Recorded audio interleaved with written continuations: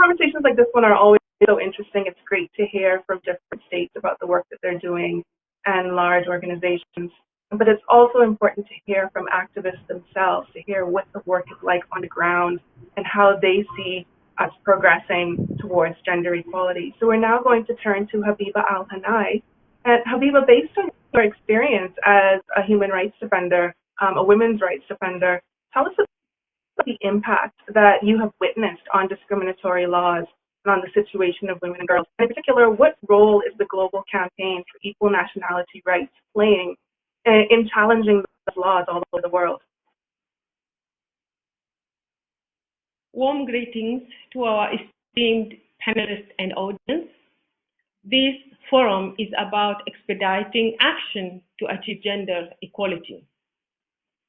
Gender discrimination in nationality laws is a critical area in need of legal reform to uphold women's equal citizenship.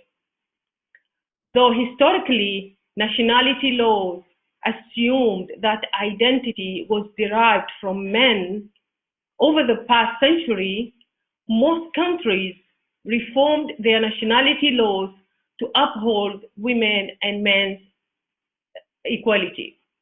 However, today, there are still 25 countries that deny women the same right as men to pass citizenship to their children.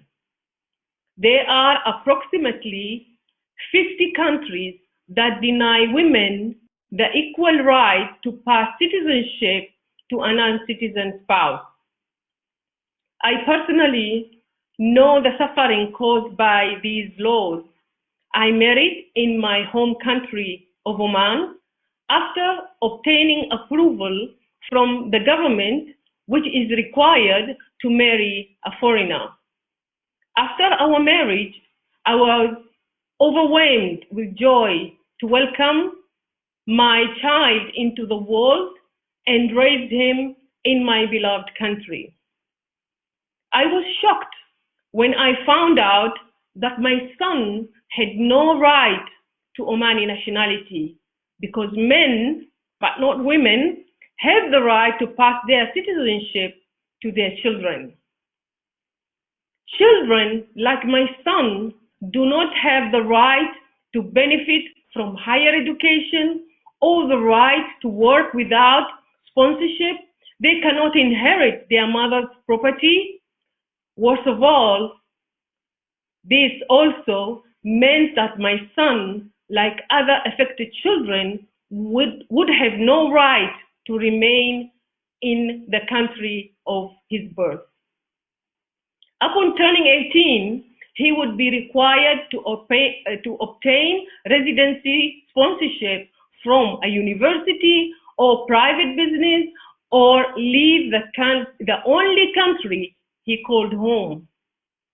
I thought if people just knew about the suffering caused by the law, perhaps we could change it.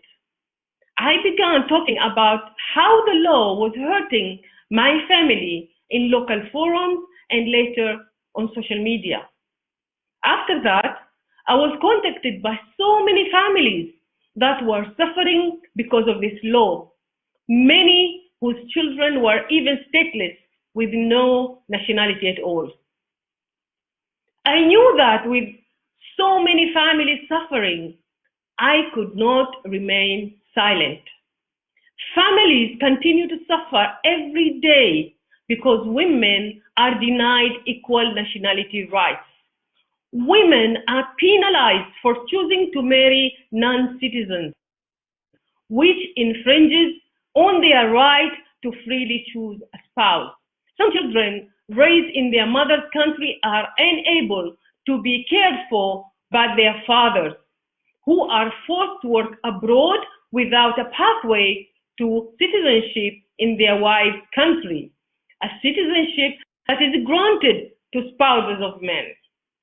Family separation caused by these laws only increased during the pandemic, when travel bans prevented women's non-citizen children and spouses from entering their countries. An incident of gender-based violence tragically increased during the pandemic. Women who sought to leave abusive relationships faced even greater barriers when their or their children's nationality was dependent upon their abuser. Ending gender discrimination in nationality laws is essential to combating gender-based violence. Women and girls without nationality face an increased risk of human trafficking and early and forced marriage. Discriminatory nationality laws, like all discriminatory laws, contribute to the root cause of gender-based violence, women's unequal status in the society. These laws, at their core, undermine women's equal citizenship and equality in the family. However, this man-made problem can be ended with the political will. Laws stating that women can apply for their children or spouses' citizenship are not enough. We are calling for equality for women to have the same nationality rights as men, nothing more, nothing less.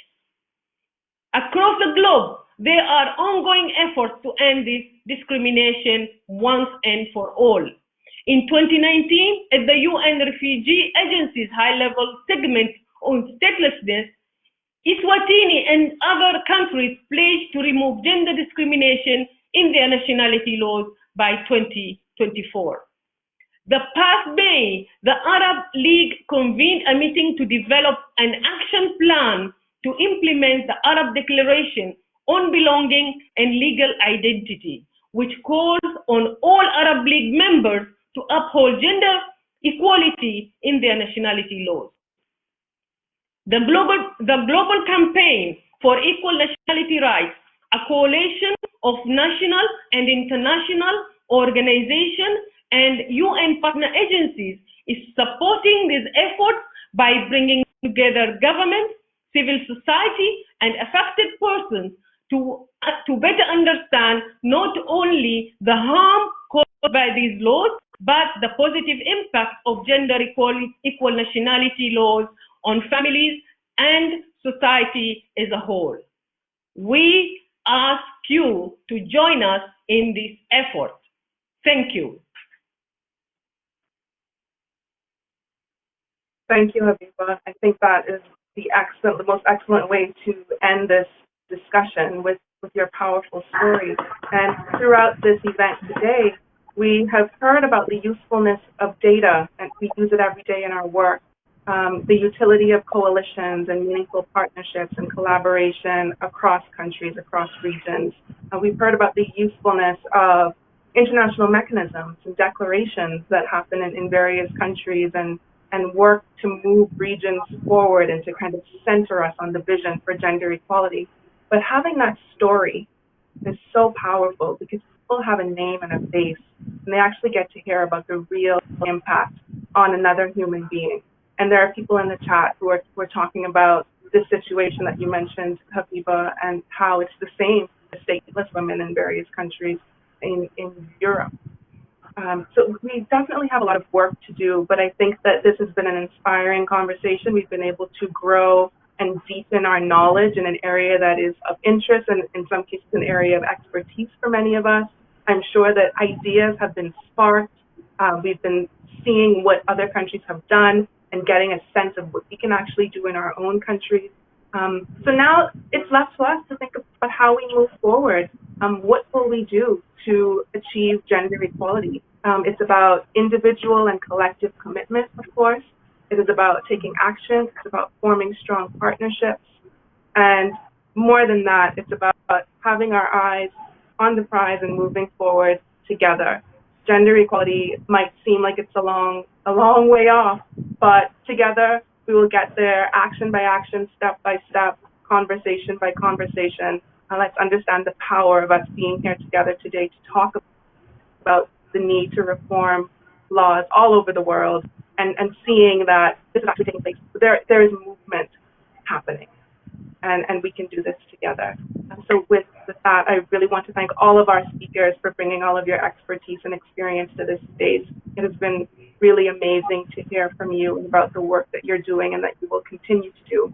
Thank you to the technical team behind the scenes, making sure that the interpretation and everything is working, to UN Women for bringing all of these people together, to Paris for hosting the Gender Equality Forum. We wish that we could all be together in Paris, right? But this is great too, that we can actually do it without having to catch all of those flights, and you know, our carbon footprint is a lot smaller this time around. Thank you so much for joining us, everyone, and for participating in the chat. You have made this an even richer discussion through your participation. I encourage you to think really deeply at the end of this forum about what you do next and who you bring on board to do it with you, because we cannot do this work alone. I wish you a productive or relaxing, whichever you prefer, rest of the day and a wonderful weekend ahead. Thank you again for joining us. Thank you very much.